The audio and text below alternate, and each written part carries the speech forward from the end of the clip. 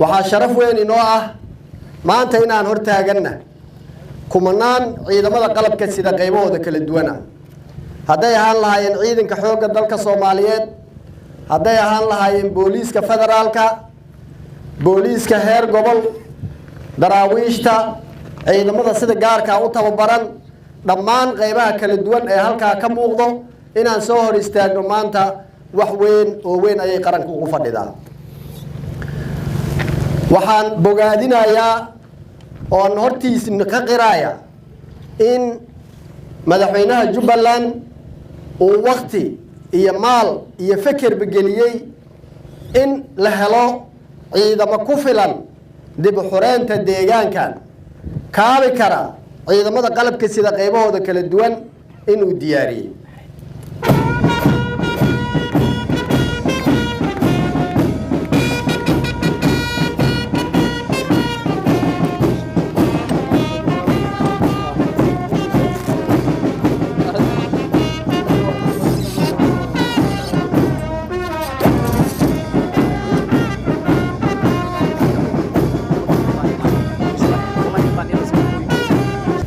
waxaan rabaa inaan halkan baaq uga diro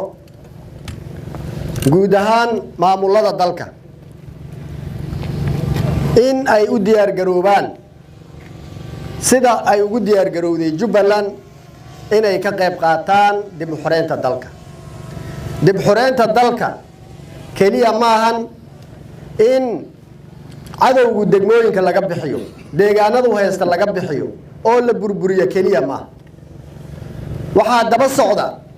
dhammaan waxyaabihii iyo adeegyadii looga talagalay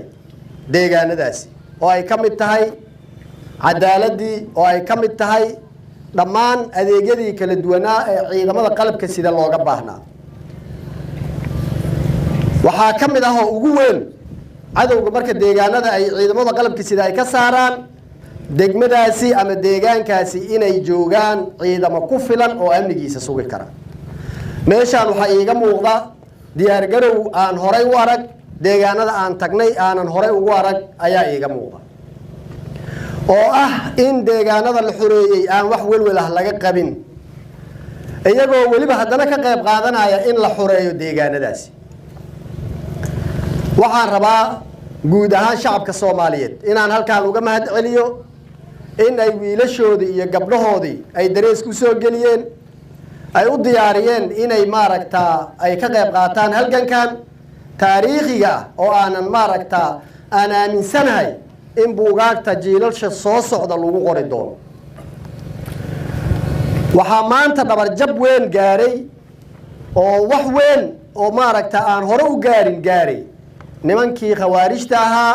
ee culmadeena iyo maaragtaa madaxdeena qaranka iyo guud ahaan shuruucdeena dalkaba ay ku cad yihiin dhiigooda inuu banaayay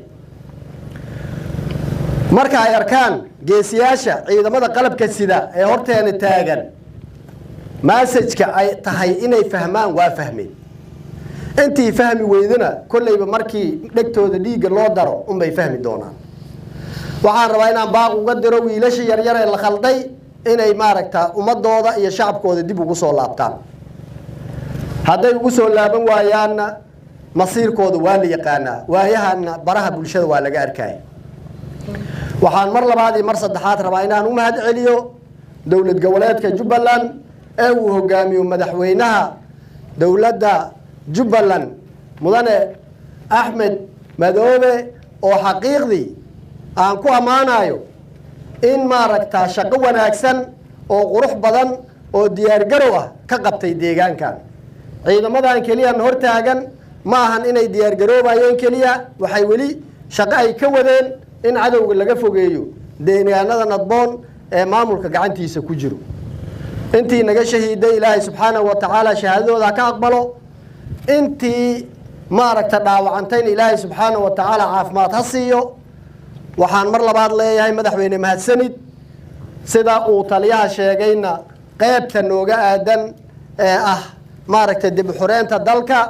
waan ka geysanaynaa waqti dhowna waxaan rajaynayaa inaan furimaha wiilasha iyo gabdhaha aan ugu imaano iyaga oo guulo waaweyn ka gaaray cadowga Ilaahay subhanahu wa ta'ala aada u mahadsantihiin salaamullaahi calaykum wa rahmatullahi wa barakaatuh